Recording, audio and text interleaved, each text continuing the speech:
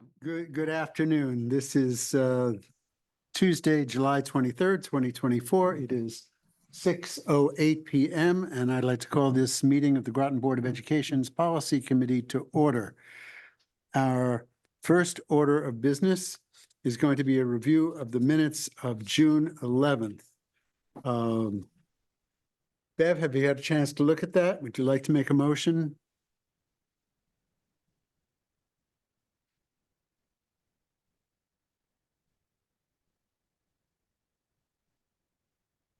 Well, I'm hoping Bev's here because without her, we have no quorum. Okay, so I move we take a recess for about 3 or 4 minutes to let people come in. Just turn off the recording and we'll pick it up as soon as we have a quorum again. Okay, so we're ending our recess at 6:12 and we now have a quorum. Beverly and Matthew are here. Ian is not going to be able to join us tonight. We have also with us our superintendent, Mrs. Austin. We have the high school and middle school principals, Matt Brown and Peter Bass with us, and Clint Kennedy of IT fame. So our first order of business is to review the minutes from the June 11th meeting. Bev, have you looked at that? Would you like to make a motion? I wasn't at that meeting. I don't think I was there. I guess you'll Was have to. I? Yes, you were remote. I might have been remote, but I wasn't there. But I'll make a motion to accept those minutes. I'll second the motion. Any discussion, Bev? Nope. Okay, all those in favor, please say aye. Aye. Aye. The motion carries 2 affirmative, none opposed, none abstained, 1 absent. We now move on to the order of business tonight, which is a discussion of our existing policy 5131.81, electronic communication devices. That policy was drawn up in 2008 and last updated in 2014, which was before smartphones became ubiquitous and certainly before artificial intelligence and some of its engagement practices with social media became widespread. So I guess our first order of business in the discussion is to get an update from Peter and Matt about their internal school operations as far as social media devices. So beyond the policy 5131.81, you all received in your packet the use of electronic communication devices in the elementary, middle school, and high school handbook, which really are kind of more of the regulations of how things are working at each of the schools. And I think we also have a CABE sample too in your packet, so you could look at that as well for 5131.81. But I do think it'd be important. This is a conversation I had with Matt and Peter, just talking about the policy itself and then how did it roll out and some of the things that you found worked and maybe things that didn't work. So just a nice conversation about it. You want to start, Peter, or do you want Matt to start? Sure. Or yeah, I'm happy to start. So, you know, we are living within the policy as written, but we've gone more restrictive in the sense that we have determined as a staff that it was recommended that we have students not have access to cell phones during the school day. So as our handbook states, students shall have their cell phones off and away from the time they enter the school until school is dismissed each day. In practicality, how that works. And then our handbook further goes on to say that, should a student have the cell phone out during school, that the device, it doesn't say cell phone exactly, it's like an electronic communication device, ECD, shall be confiscated. And in the first instance of this, the child may pick up the phone in the office at the end of the day. For the second offense, a parent or guardian must come in and get the phone. And for a third, it's the same as the second, but there could also be some school disciplinary consequences Mhm. with that. Now, how long have you had this more restrictive? It's always been restrictive at the middle school level. Mhm. So it when we went from when I was at Cutler, we were pretty explicit about saying they needed to be in lockers, because at that point lockers were very local to each student's classroom. But we've expanded to say they just need to be off and away. It can be in a child's backpack or in a locker, but it's always been restrictive at the middle school level. We've never allowed them to have them out in the halls or in the cafeteria. The one difference I would say now versus before is in we did allow Are you teachers. saying pre-COVID? Is that what you said? Because you went in and out. Yeah, sure. Chromebook one-on-one. We did allow teachers at their discretion to have students take their phones out and use them for educational purposes. But since we now have Chromebooks, every child has a Chromebook, there is no educational reason that they would need their phone. After Matt gives his presentation, would you share, each of you share any carve outs that you have, such as perhaps an IEP would, for IEP use, or something which is, pre-cleared with the teacher and administration? Certainly IEPs trump everything. The PPT has broad power. So if it says an IEP, it's a legal document, we must follow it. Simple as that.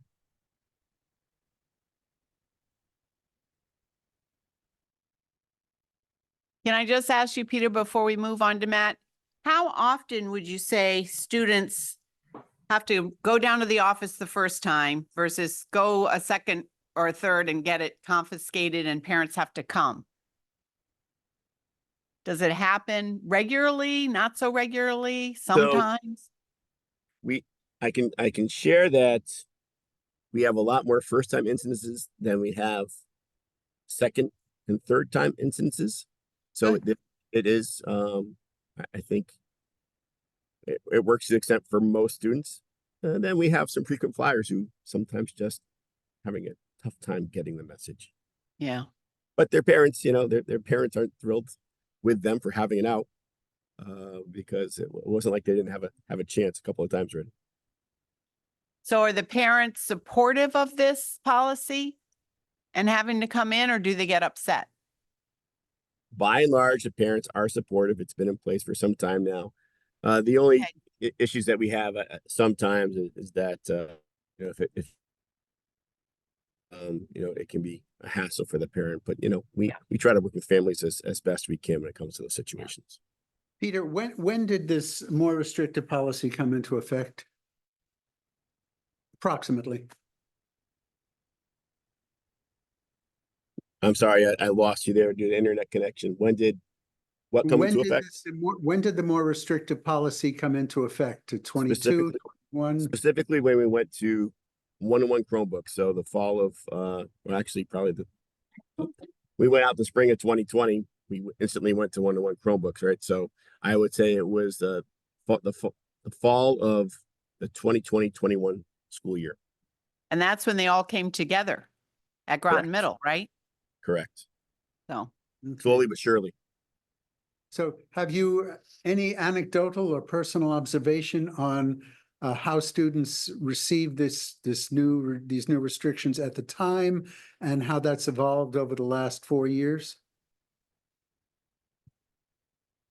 I think some compliance students, is one thing. The question is where are they in their emotional, academic and social development? Have you noticed any changes?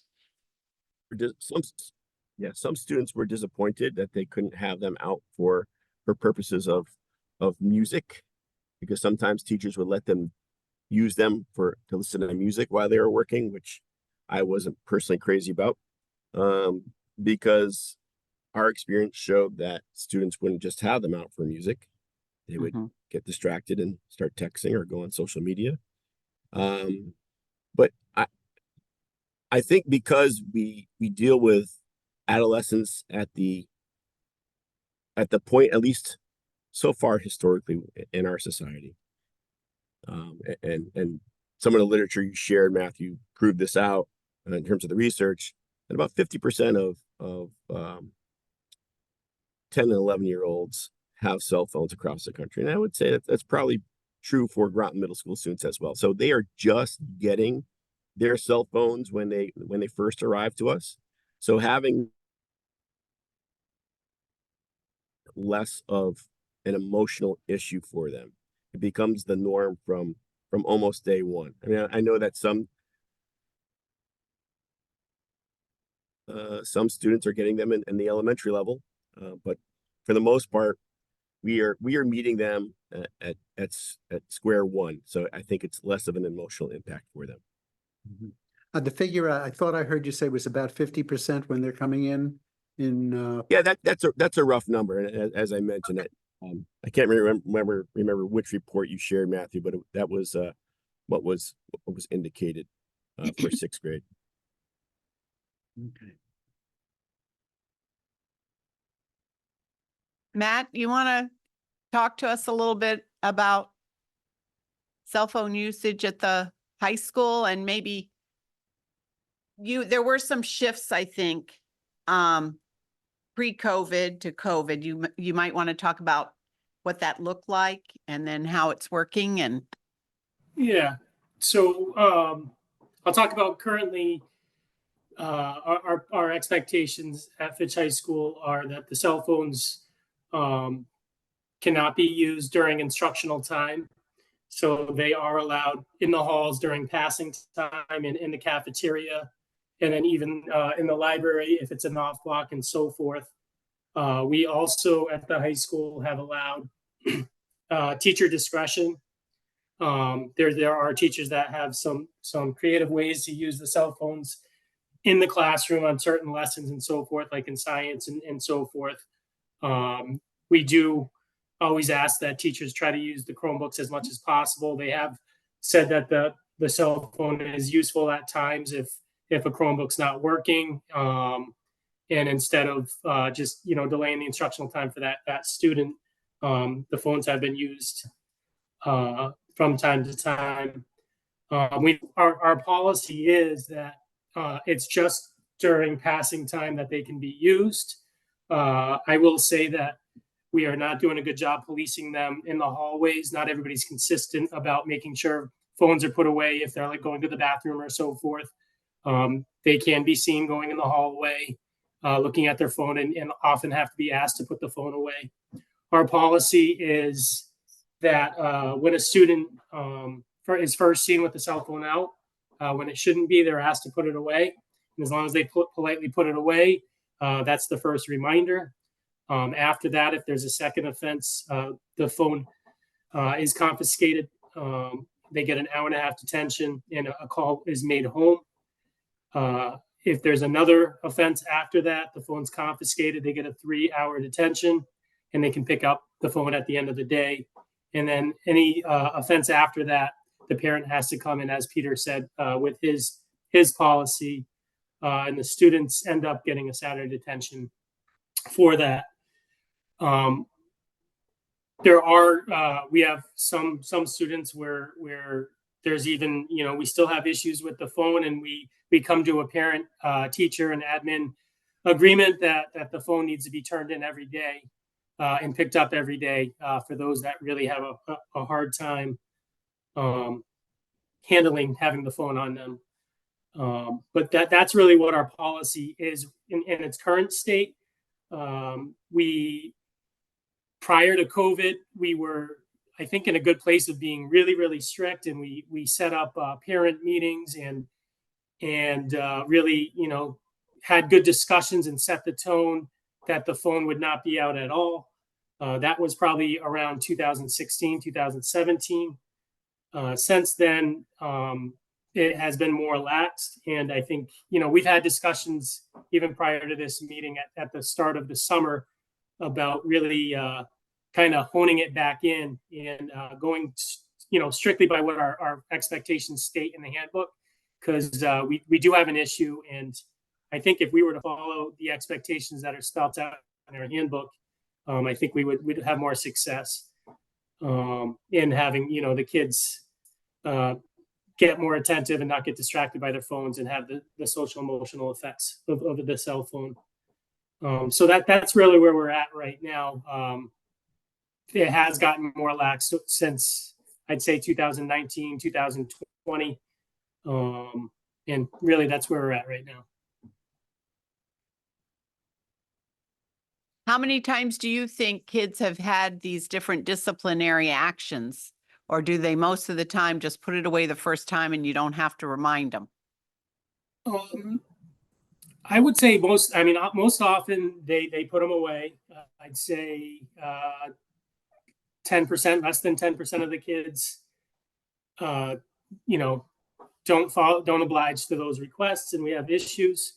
We have had issues with things stemming because of cell phones, with social media and so forth, that lead to other, behavioral incidents in the school that I think could have been curtailed if we were more strict on the cell phone policy.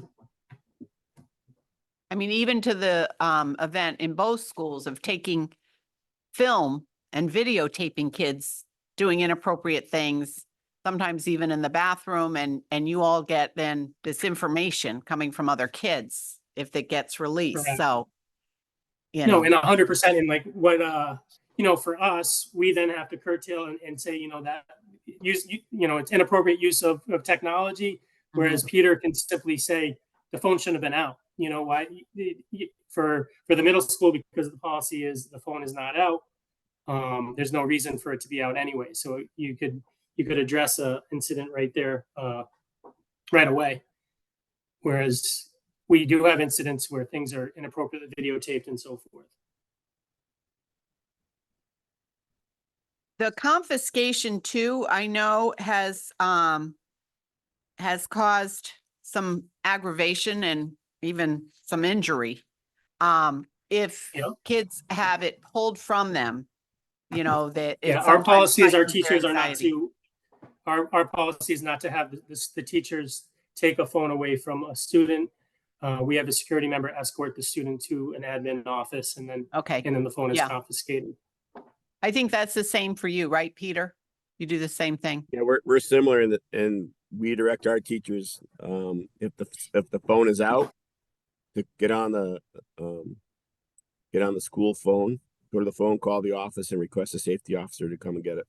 And the safety Right. officer takes it from the student. If it's an issue at that point, then the student is asked to go with the safety officer to the administrator's office. Okay, I want to keep the teacher out of the power struggle yep, as much as Yeah. possible. smart. Susan, are you familiar with the application? I don't know, can we get this up on the post this? Do we have a hard copy somewhere? I mean, a digital copy somewhere? What do you need? No. A single sheet of paper is a way we can put it up. I could scan it and email. Well, what Mark. is it of? Like, It's, do we have this? What is the Well, title on? Something I made today that I brought in. I It's don't know. something that Matt made today, Mark. We don't have it digital. No. Oh, it's not one of the PDFs. No. No. Is it dealing with our current one? Because I don't know that we have that, Yeah. anything but the current policy. This is my looking at the three policies and comparing them. Well, why don't we just talk about it instead of putting it up? Why don't you Okay, just talk about it? okay, and I'll send them to you guys. I'll have to by- add it. Well, instead of sending it, let's Add it- make a promise here that if we have additional resources that any of us find, that we send it to Erica, because she's keeping a comprehensive digital documentation of all of these resources, so they don't get lost. It works for me. Yeah, that sounds fine. If she could make it as an annex 1, Right, annex 2, with the yeah. date on it, so Yeah, it doesn't get lost in. yep, Okay, sounds good. That sounds fine. Yep. So I do have a yeah, document camera here if that helps. Yeah, well, That's all right. I think we can just have a conversation about it. So I'm not sure that you guys know, but please, jump in if you do. The elementary school defines these things as toys and devices without any distinction between what constitutes a toy or device. That it's permitted permitted but recommended not to bring to school and not to be used in school hours. And it just first discipline or enforcement is first time taken and returned at the end of the day, second time held for parent pickup. And they had a disclaimer on their policy that GPS is not responsible for loss or theft of any personal devices, which I did not see on the middle and high school thing. That's So good. Yep. I guess I'm wondering two things, guys. What do you see as useful amendments, changes, tweaks, if any, that we should be considering? I can start. I do think, number one, I hope we can open this up and get, one thing we've talked about at the high school, we've started reading as an admin team, The Anxious Generation, and we've had great discussion about that book. And this is, a topic high on our list, and starting to get students and teachers and parents, all to buy in is a number one priority in making sure everybody follows. So I do think that would be a good strategy before we decide on what aspects we're changing on this policy. I think would be get their feedback and come back to the table. But I like that idea of having something about not being a responsibility, because one fear I have is some of our teachers have gone in the practice of collecting cell phones at the start of class. Like they have like the shoe holders, and each kid will put them in there. And that scares me, because it's so easy for another student to take the cell phone when you use a strategy like that we've had issues, not often, but we've had issues where we've had to do investigations because of that. So I do think Is that that in definitely needs to some be part of the classes and policy. not in others? I'm sorry. Is that It in is. some Yep. classes Yep. and It's not not a others? common practice. Yeah. And I think it's a great idea if you're able, like with some of the new devices that they have now available, you can actually lock them and so forth, so it's easier to police. But that's not something that's consistent with each class. But I definitely, Nat, to answer your question, I think something about that, like something consistent with what the elementary has in regards to responsibility, I think is crucial. Yeah, I agree. And I really do like this getting more restrictive, but I just don't want to, I wanted to make sure that we have buy-in from all stakeholders. I was saying the same thing, Matt. It's really important. I said that to Matthew when we first met. It's important that we do surveys, maybe focus groups, and really get, listen to our kids and listen to our parents and listen to the teachers, and maybe even have a subcommittee that can help work on these, with us. Yeah, was- the book has really opened my eyes as a parent, and just having chapters, having book nights with the whole school, I think could be extremely productive, or at least going over key topics of, in specific chapters, I think would be a great step.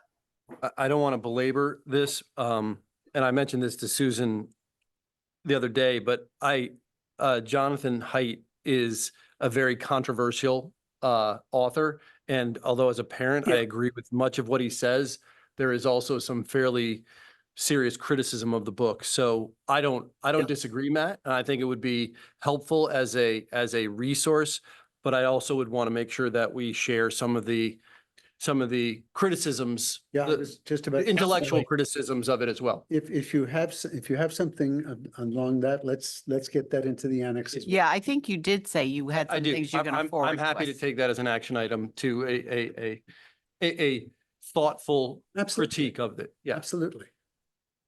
And again, I'm not saying that it's discrediting the whole thing. I do think it has to do with the research process as well as, attribution of cause and effect a little bit and so forth. I think it's part of the conversation. And I think that from his framework, he's looking at it from a parent's perspective and how he what he did in raising his kids. So, but I think that it, you know, if we're able to see both sides of it, then we can make our own judgment of what in here is going to be supportive and helpful in all of this. So I did have one question. I'm going to guess I know the answer, but if I didn't ask the question, I wouldn't be sure. The three school levels that we have different approaches. That's fine. Other school districts have a single approach. The strictest that I see is a brand new one from Lyme, Old Lyme.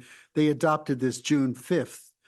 And I don't recall if that was in the documents that I sent you by email.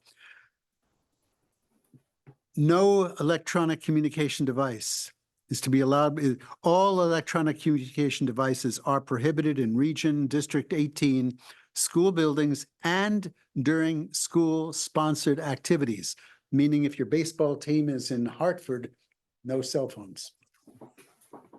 That's their policy. I'm not saying that should be ours, but there Yeah. is this spectrum of Good luck to responses. them.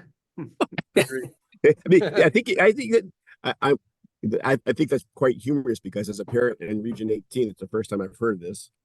First of all, and I guarantee you that this would be a hot topic of discussion amongst the parent group. So this is going to be very interesting. I think, All right. Matt, that we have this unique opportunity to kind of look around and see what happens, not only locally in Region 18, but also in Stonington, the state of Virginia. You know, Governor Youngkin just came out with an executive order. The Unified District of Los Angeles, the head of that district just came out and said they're banning cell phones, and the chancellor in New York is also considering. I think we have this unique opportunity to kind of sit back and see what happens a little bit before we jump to make a broad policy move. That's just my 2 cents. Mm-hmm. What? And I've also said that our state is contemplating things. So really, before we write new policy, I think it's going to be important to do all this research and see what's happening around our country and around the state, but also see what our legislators determine, because there could be another unfunded mandate or whatever. But I think that now it also gives us the privilege of looking at the policy that we have, looking at the K policy that's current, and then just looking at how it changes from level to level. And are there things that we might want to do that would be in line with one another? I'm not saying it would be exactly the same elementary, middle school, and high school, but more in line. So there were two things I was hoping we would do today. One is to hear from middle and high school as to what you're doing, what's working for you, where you still see some challenges. And the second, and eventually get the same thing from the elementary Right. schools. And the second thing was to talk about the process that we would move forward. It's my instinct, worth absolutely nothing, that even if we were to fast track this, we'd be talking about a minimum of 6 months. This is not going to be something that's coming to I don't imagine it being something that's coming to the board rapidly. Nor do I think it's a good idea to necessarily wait for the state to do something. This is a personal opinion. They're going to get a draft proposal in August.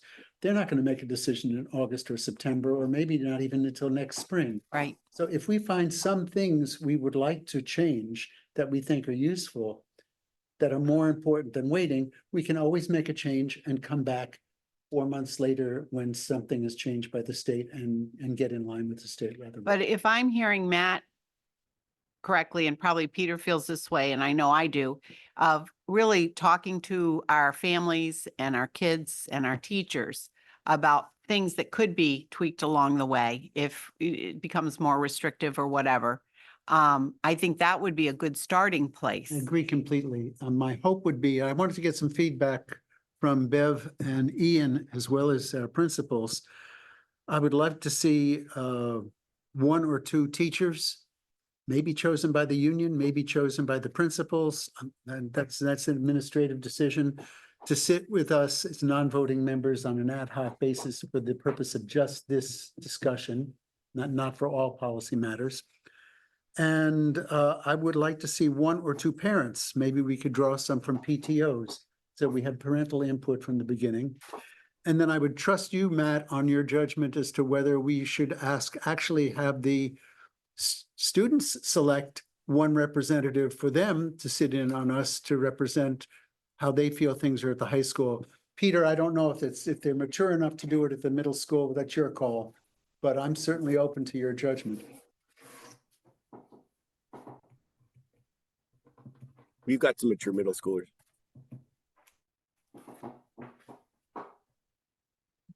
So if you'd like a middle school representative from the student side, we can certainly provide one. Okay. Well, when Susan and I talked, she had a lovely idea, and that was to get in touch with Carolyn Wilson at GASP. They've done a lot of surveying for us, and Susan was going to call her. I don't know if you've called her yet. No, I haven't. I spoke to Carolyn about 3 or 4 days ago.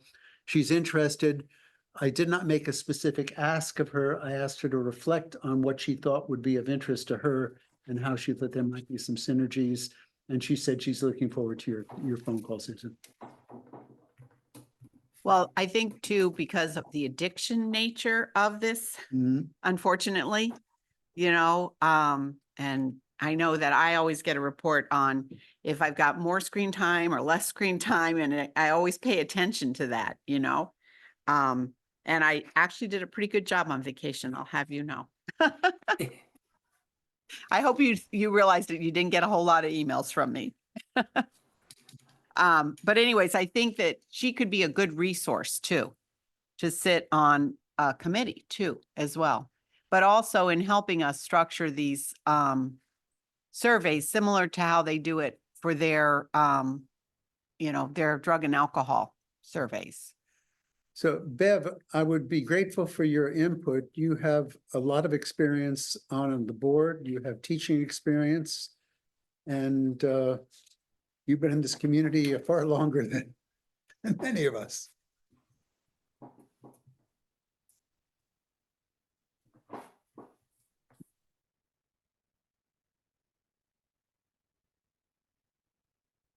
Okay. Did you have anything to add, Beverly?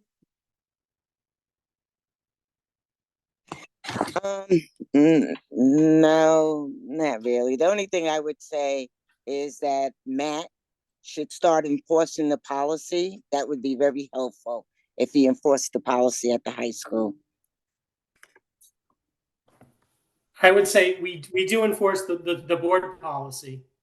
If you read the board policy, I'm saying our expectations at the high school, we have not been as strict as we plan to be this year as our first full year as a new admin team. So that's more of the regulations and what's in the handbook. Yeah, because no, we follow what's stated in board policy. Yeah. Well, I thought I heard him say that they could do better at the high school, that they don't always follow the policy or whatever.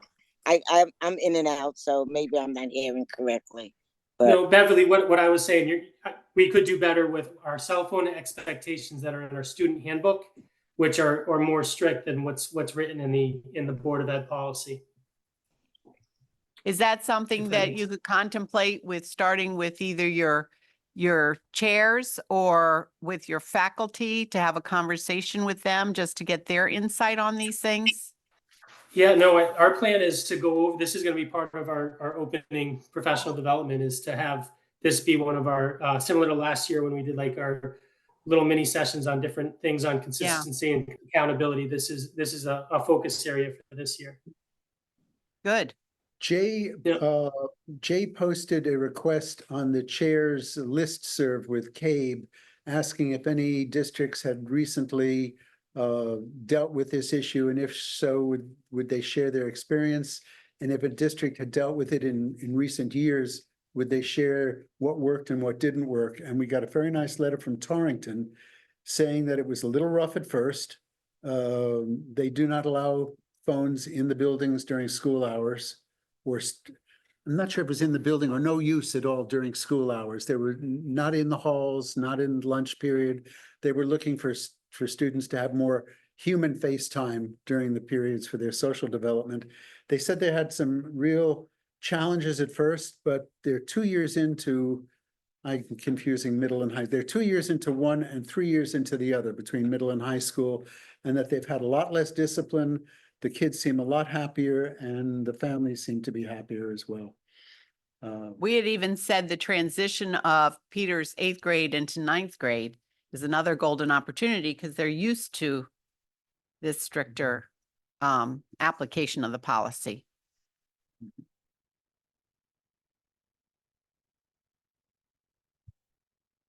So I guess my question is, Susan and Bev and everybody else want to chime in. How do we want to organize or schedule the various steps that we've talked about today? I'm still collecting data from other school districts in Connecticut.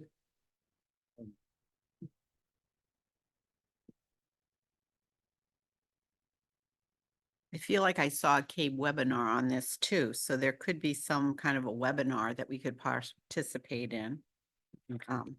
And I know that the administrators all have the book, The Anxious Generation, and we're going to talk a little bit about it during our retreat together. Would you be willing to consider sharing the group's findings with the board? Yep. So the board can.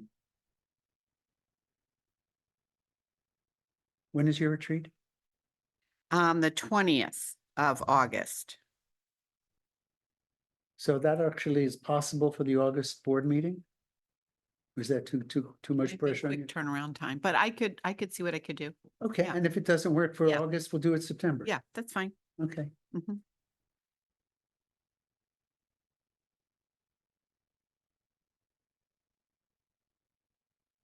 What are you all thinking would be reasonable time frame? So it sounds like you've got an action item right away, Matthew, on just reviewing the policy and the handbook regulations with your staff and probably coming to some, guidelines and probably then sharing it with kids and families in some way. Is that right? Yeah, that's correct. I think, yeah, just reviewing what our expectations are and making sure that we're following those. Where would a survey fit into all of this? Just to gather, it would be really interesting to see the buy-in. We might be surprised and we might see a lot of parents saying, yeah, let's put them away during instructional time. And even kids may say, yeah, they kind of get in our way at times. They cause drama. I hear that all the time. I think early. I think at the start of school or even before school starts, or at least definitely by September, we could definitely have a survey put together that we give to families and to students, and we can survey our staff as part of that PD on the first Yeah. PD days.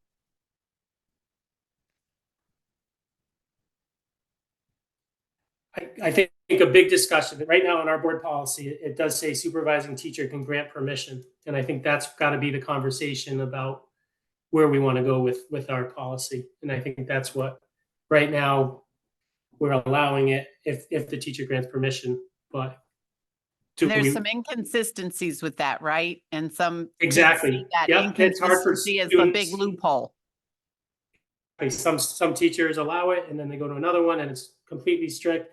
So it puts teachers against teachers, I think. But we definitely got to have those conversations. Because it would be a Right. big shift. Shouldn't that be driven by educational considerations? I mean, if there's a student in a class that has an aide with him or her, and that student has an educational need, that's pretty distinct from just a teacher making a decision based on personal opinion. Well, like Peter said, the IEP does trump. It's an official legal document. And if there's wording in there, but I could also bring Denise into the conversation to see how often is that even brought up at PPTs, right? And if that's the case in application, then it's important, I think, for the students to understand that a special education student or some other special case that has been vetted by the teacher, the principal, and if necessary, admin, that's a individual case. It's not a policy open to everybody. And kids are used to that with modifications in special ed that, you know, certain students need certain things. And that's okay. So better than okay. Peter, did you want to add into this, like beginning steps, what you're thinking about when you review this with staff or how you might?